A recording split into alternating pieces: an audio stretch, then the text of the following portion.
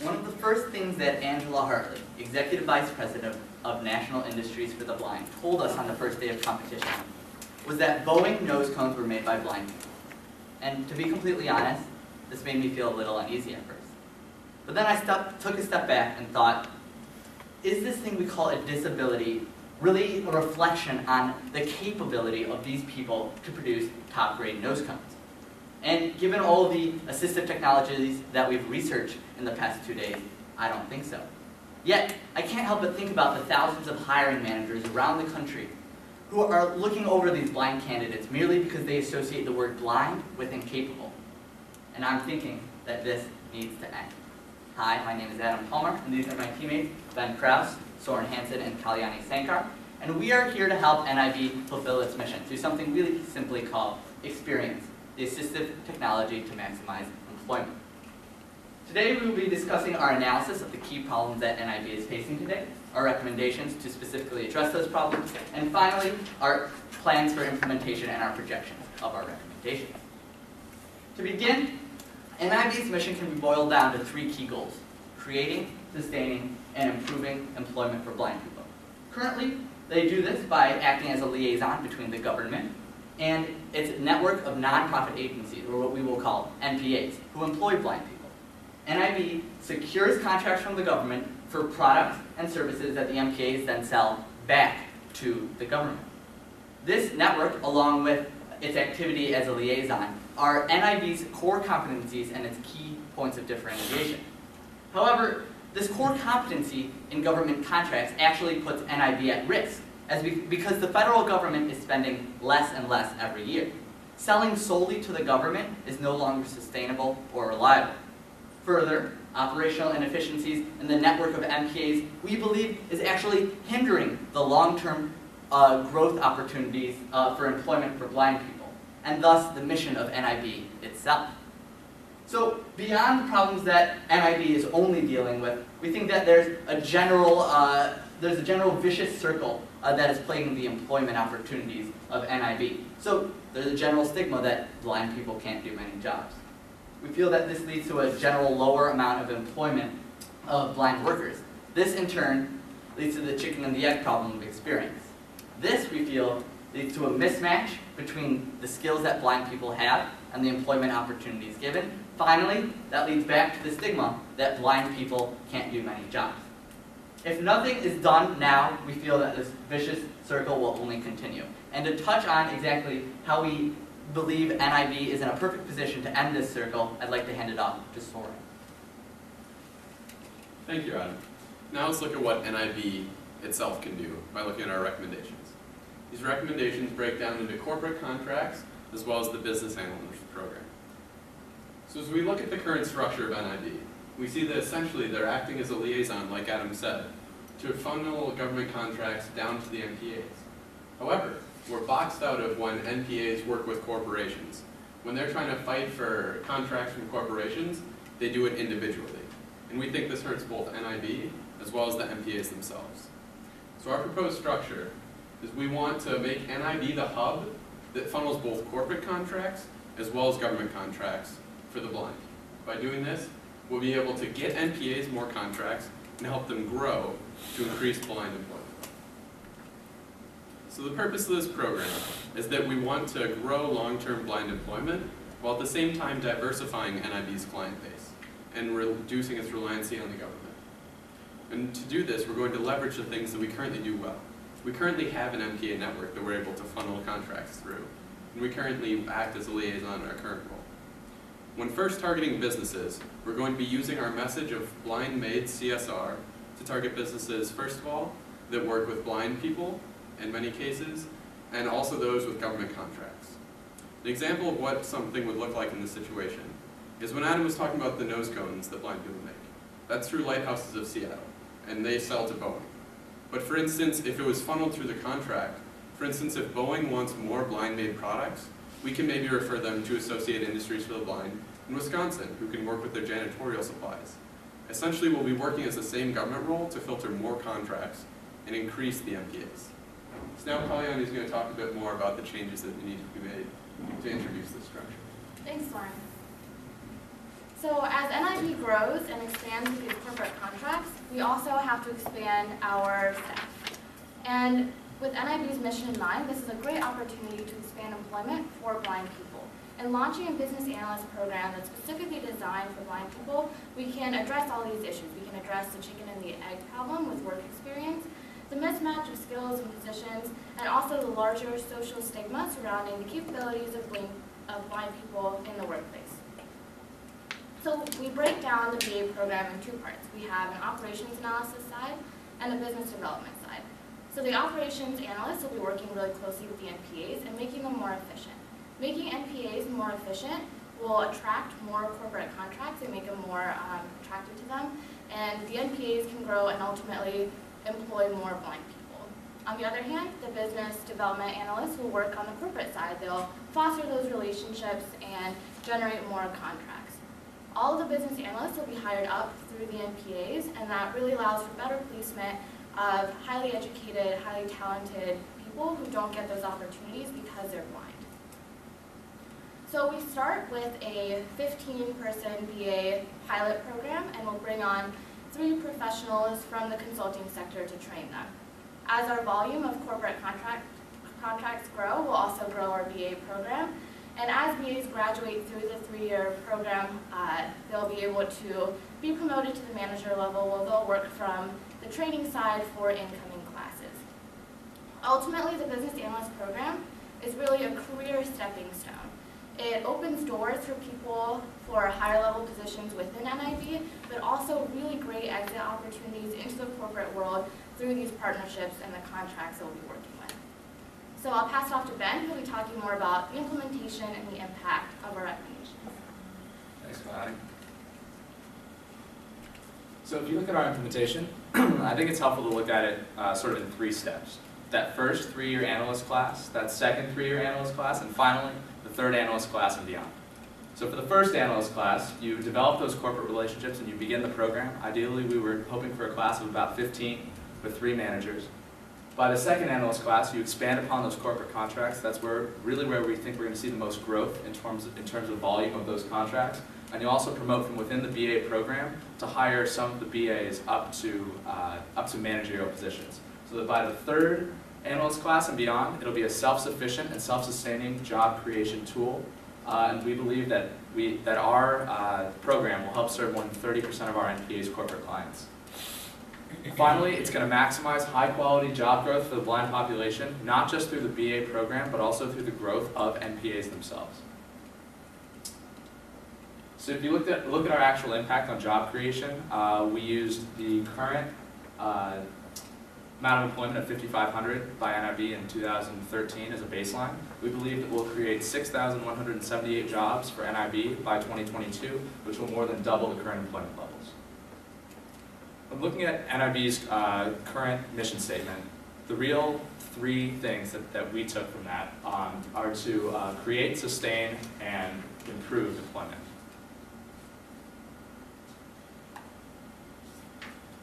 As far as creating employment, we believe that expanding the current NPA network will help create more jobs. Additionally, the implementation of the BA program will help better match skilled positions with skilled workers. For sustaining employment, we believe that a movement into the corporate sector and not just on a focus on government will help guard against that more volatile and ultimately declining government spending that we've been seeing the past few years. And for improving employment, we believe that high quality, better paying jobs both at NIB and beyond are really the best way to match talent with job positions. Finally, we believe that this is the best deal for blind Americans in the current workforce. And thank you, and we're now open for questions. Can you describe that business analyst program? Can you describe that a little bit more? Sure. So the business analyst program is a 3-year rotational program where there's the operations analysis side and the business development side. So we're really giving blind employees a chance to get experience across the board in business. And there are people who, Angela Hartley mentioned that there are people with masters in chemical engineering that are working on assembly lines because that's the only kind of job that they can get. So these are the people that we're reaching out to and pulling through the NPAs and better placing them with with a career, really, that gives them space for upward mobility to rise either through NIB or they're working really closely with these corporations, so they can also get hired to the corporations as a really, really good exit opportunity. So it's been difficult, they have training programs now. Then there's so many people out there that are blind and are educated, but just breaking the barrier to get into corporations, how would you see NIB doing a better job of that? So when we looked at the corporations that we're reaching out to, at least in the very beginning, we had two factors that we're looking at. So we're looking at how well they're doing with disability diversity within their organization, and we also matched it with organizations or corporations that already have a high volume of government contracts. So they have a similar business model to what NIB does, so it's a complement. And since they're already working to, have more employees with disabilities, we think that they'd be a great fit and would want to work with NIB and bring on blind employees. Are there particular service areas where you target to try to match with corporations? And then two, is there training that you would provide the employees to help them excel in those areas? Yeah, absolutely. So our training program, we envisioned it as sort of when you bring on those managers, each manager goes through a month-long training program to then sort of be better assisted to run the BA training program. And for specific industries, we looked into many of the industries that already work with corporations. Office supplies is sort of a declining industry, but things like Boeing, I know not only their nose cones, but also the floors on the planes are produced via NPAs.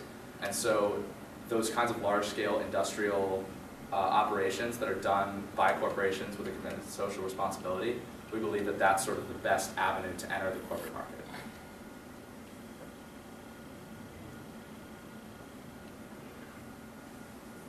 Is there a financing issue here? How do we fund these additional responsibilities you're asking the NIB to take on? We actually did a break-even calculation we believe that there will be minimal overhead as far as the first training, but we did a break-even calculation for salary. So we have, if you employ 15 initial BAs at $50,000 a year for that first class, and then you employ 3 managers at $250,000 a year, the break-even will be only 1.2 years. And we calculated that via the increased volume in contracts, if you're earning a 4% fee on the corporate contracts. So we believe that while it is, $1.5 million is a pretty substantial upfront investment, that the break-even time being that short makes it a worthwhile one.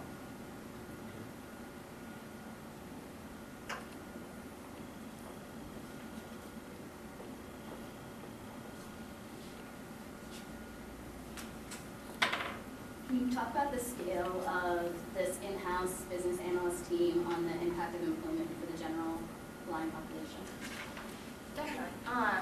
So our concentration is kind of on the more educated, more talented people that don't really get the opportunities. But in essence, what the BA program does is really expand the NPAs and how much how much business they're getting from these corporate contracts. So ultimately, the NPAs themselves are growing, and as they grow, they have more room to take on more blind employees, maybe at the assembly line level, maybe at the call centers, things like that, so that there's really more room for blind employment at all levels of education, of training, and ability. And if we look at it from the other side, what we're really doing is by creating these very high-quality analysts that are working with corporations, essentially if they're being hired away, for instance, you lose 3 analysts to Boeing, some to another company. What you're doing is you're really getting rid of that stigma. If large companies are realizing the value that these blind employees can have, it's kind of breaking down the barriers of seeing what they can do, because especially with business development, you're working with a lot of outside large corporations, because that's where these big contracts are coming from. So it's really kind of getting out there, because NIB can work with all these different companies and reduce that stigma.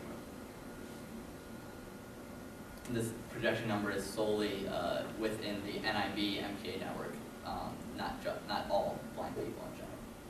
Would the business analyst program be focused on the commercial sector only or for the government as well?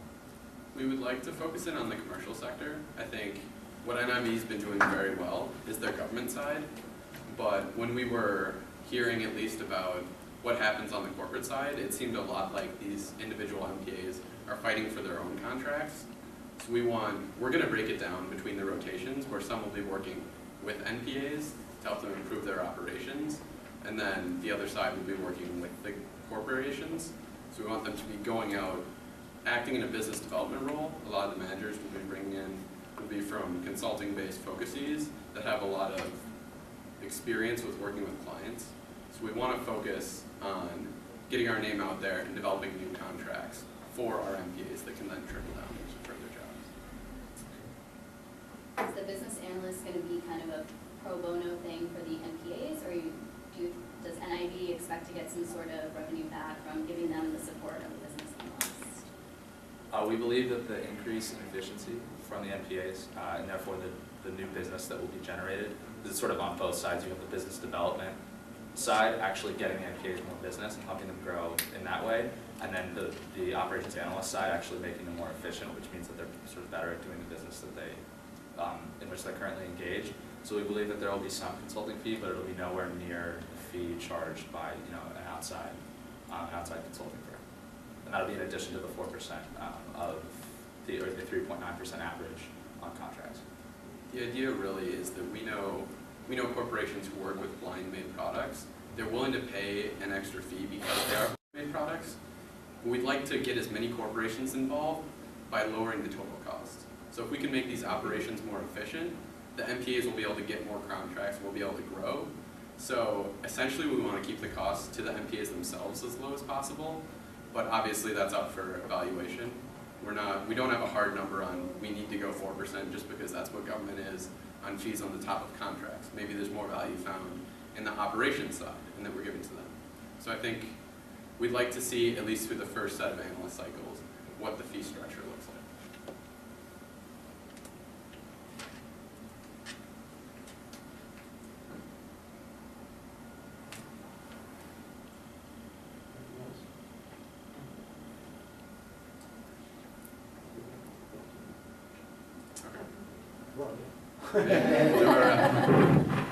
So I know we've talked a lot in our question section about the BA program, and I think this is going to be a very important program.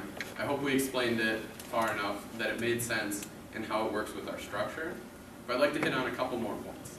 I'd like to just hit home that MPAs are what NIB should be working for, and that we need to break this cycle.